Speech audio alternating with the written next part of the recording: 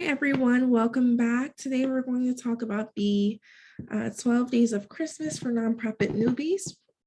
So we already had day one, which was our intro to grants and funding for early stage nonprofit startups. So during that training, we really did a great job of introducing you to the opportunity to fund your nonprofit organization if you're just starting out.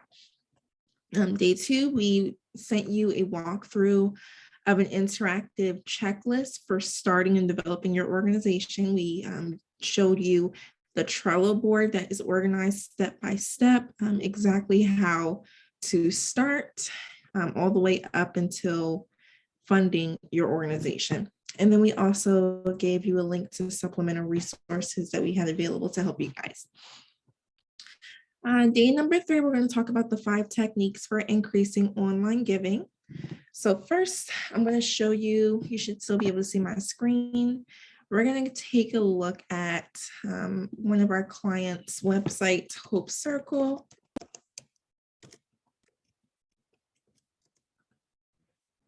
Okay, so the Hope Circle, here we are. So I really like her website. It's clean, it's professional. Ideally, you want your donor, your audience to be able to go to your website and instantly figure out exactly what you do, recognize your brand, and learn more about your mission. So right here, she has her mission statement. She explains, and even though she caters to 3, actually not 2, but 3 different demographics of people, she explains clearly what those demographics of individuals are. So the elderly, domestic violence victims, and low-income families are who she assists. And then she also explains her impact. So 500 people served per month, 3 programs initiated, 10 volunteers recruited, 6,500 people served by Hope Circle. So I love that she immediately has her impact, showing that she is out in the community doing the work. And then immediately goes in for the steal. She says, make a contribution. Everyone has the right to feel safe and secure. So for some, that might mean an opportunity to escape abuse. For others, it might be access to a balanced, nutritious meal. So here she's asking for her donate. And then her second call to action is her relationship with this charitable adult rides and services program. So I love her website because it's clean and consistent. It's not anything too fancy, but it is straight, simple, and to the point. And there's no question about what her organization does. Now, I would typically recommend that your donate button actually be a different color so that it's obvious how to donate, but it's clear to find right here. And then I believe on the mobile version of her website, it's right at the top. So this is perfect. She has consistent colors. It's obvious what she does and how to find her donate button. And then when you look at her about, you can see, again, her mission, vision, and the face behind the brand. You can see her other board members, who they are, how they're involved. Okay. And their values. So I like that there's a face behind the brand. Instantly, I trust this organization because number 1, I can see that they've made an impact. Number 2, someone has decided to put their face on this website. So someone is being held accountable for this organization. You can see she has a description of her programs here with more information. And she even has the option for her clients to click and get help. This is always nice, not required, but certainly helpful to streamline the process of receiving volunteer help. She has a registration page. And then I love right here, I would even say that we could put this on the homepage. She has pictures of the work that she's done in the community. That is so important. I'm sure even as you're seeing me walk through this website with you, you feel trusting of Hope Circle because you can see clearly that they are doing the work in the community. So if you gave them some money, you know that it's going to go towards something meaningful and impactful. Okay, so I love that. And then we have the contact page. She has a great way for anyone to contact her. And then now we're going to talk about number 2, the donate page. So I love her donation page for a number of reasons. Now she uses Kindest. I would recommend either Kindest or Donor Box. So with Kindest and Donor Box, actually, they're both very similar. The first thing I like is that there's a goal limit. So someone can clearly see, okay, this is how much has been contributed. When they see that other people are contributing to the organization, it makes them feel a lot more comfortable giving as well. And then they can also see that where the money is needed. So they feel like once they give, that immediate recognition comes in the form of this bar moving up closer to the 2021 year end goal. Okay. And you'll see she has right here a reminder that, look, I have a huge team. I have people who are motivated and invested in giving back to the community. All we need is the funding to do so. Okay. Now here, where it says donate now and the different options, I would typically recommend no more than 3 or 4. Hers is excellent as well. No more than 3 or 4 plus the option for a custom amount. And then we're going to work on actually putting a description here. So it's a lot easier if you put a description towards the amount that is going to be contributed each month. So I would say, for example, $30 would provide a meal for a family of 4 each month. $100 would provide, a party for, an elderly housing community.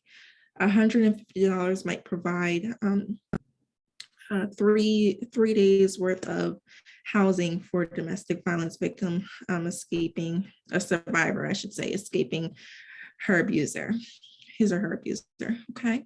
So I love that she has her donation amounts here. I love that she makes the preference of monthly. Now I like Donor Box because it gives you the option to choose whether you want to give once or give a recurring donation right away. Just in case someone is not in a position to give monthly, but it's all the same. It looks wonderful.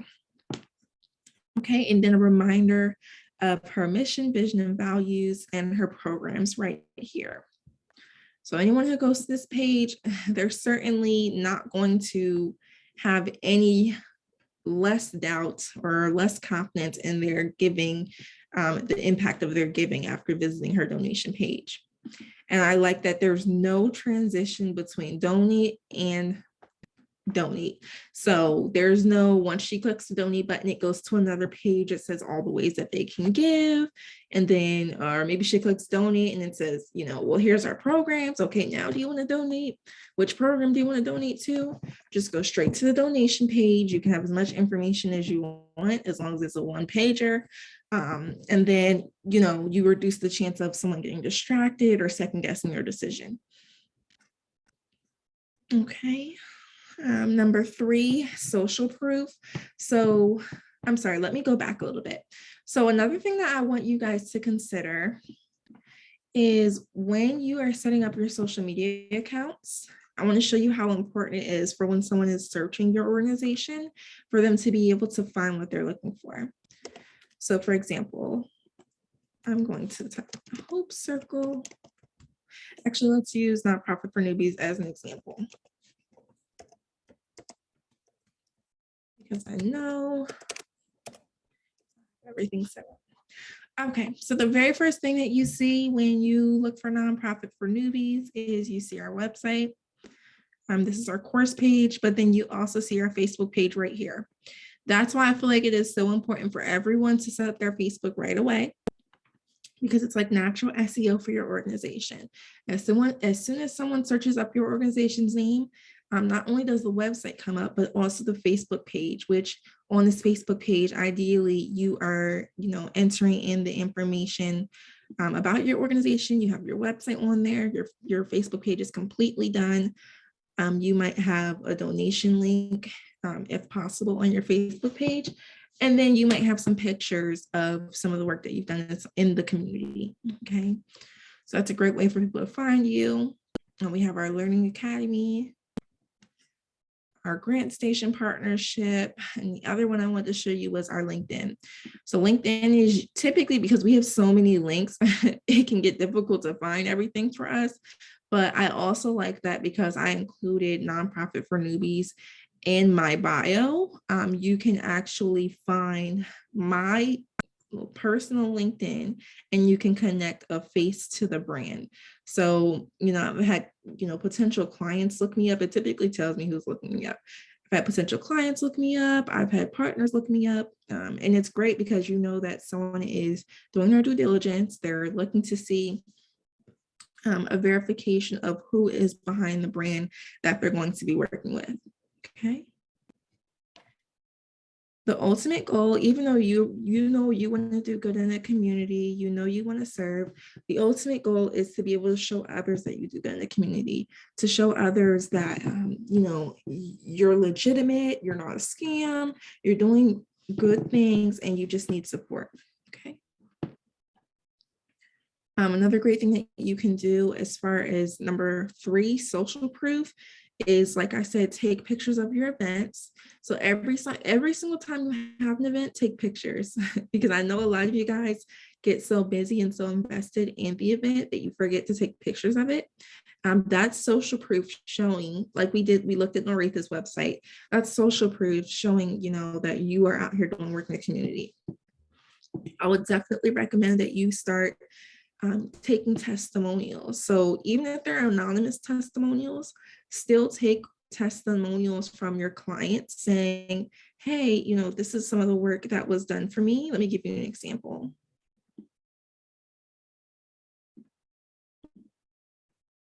Okay.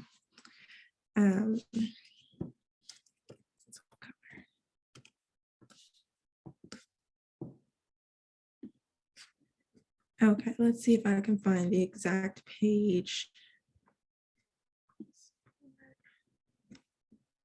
Here it is. Okay. So you see right on our support us page, get involved, telling them how they can get involved, different ways to make a difference. And then right here, even though it's an anonymous survivor, I love that she has this testimonial encouraging people to donate because now they know that there is a significant impact. You can see the people that they're helping, and you also have a testimonial describing how Voices of Color was able to help them. So I definitely recommend you work on having social proof, and also, again, including information about yourself and your team on your website is a biggie as well. Okay.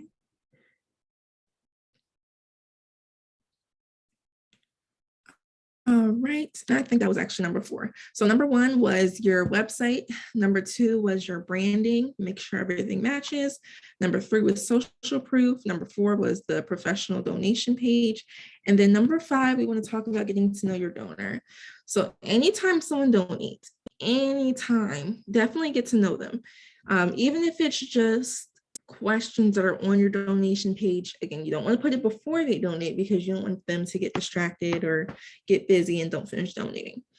But immediately after they donate, you give them a thank you message, redirect them to a thank you page. And then also you can ask them, how did you hear about us?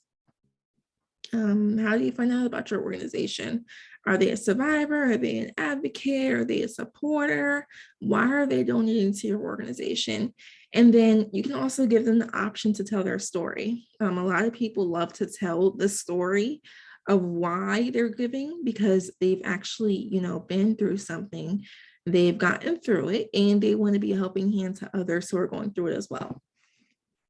So give your donors the option to tell their story.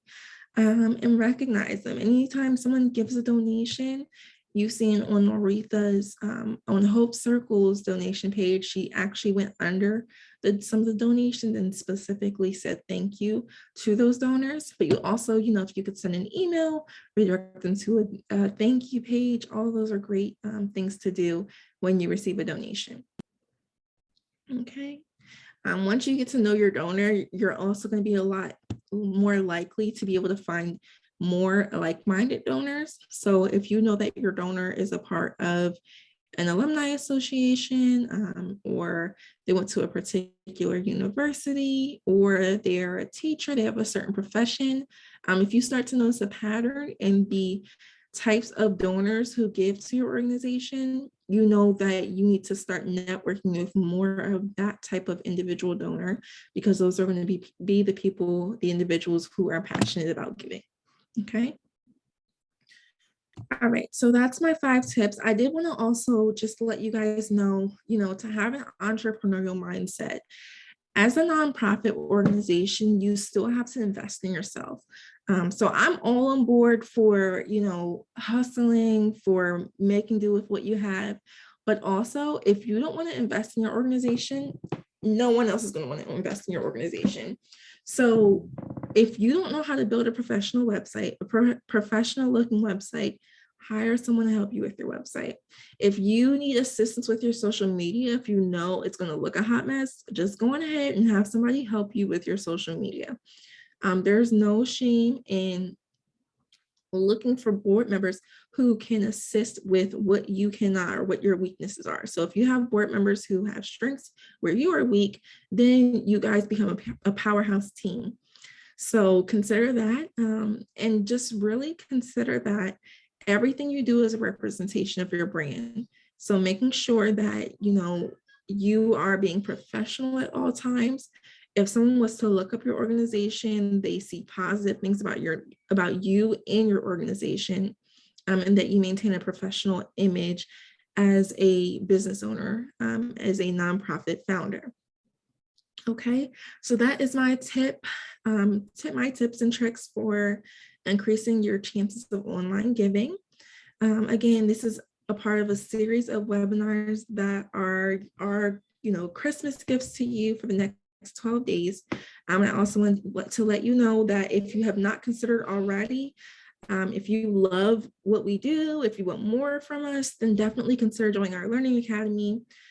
We are going to be working with a lot of our newer members of the Facebook community, and we bring them into our private community and we help them find high quality board members, because a lot of times you guys are overwhelmed because you're doing everything yourself and you have no clue how to find people who are actually willing to help. We're going to be working on revamping your board. We're going to be working on drafting corporate sponsorship letters. We're going to be working on writing grants together, getting grant ready. So your program narratives, your budget, your logic model, your strategic planning, all of that is included in the Learning Academy. And it's really a group coaching program and one-on-one coaching. So, it is extremely affordable. It's $25 a month. We have a $50 enrollment fee to get started. And once you get into the academy, the first thing you're going to do is schedule a funding development plan with Nicole. And Nicole and the rest of our coaches, fundraising, board development, accounting, board development, if I didn't say already, fundraising, all of those coaches are in there, professionals who have worked, in universities, who have directed YMCAs, alumni associations, medical centers, all great people, all excellent and experienced people who are willing to hold your hand. So don't feel like you're alone. If you need further assistance, you can visit our website and click on the Learning Academy. And we look forward to speaking with you guys very soon on the next day of Christmas. All right, keep an eye on your email.